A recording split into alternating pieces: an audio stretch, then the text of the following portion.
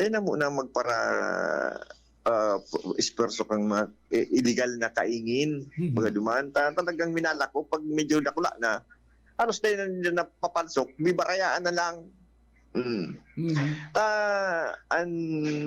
Kung ko ka ito, may grabe ang possibility na illegal kaingin ang nangyari dumaan.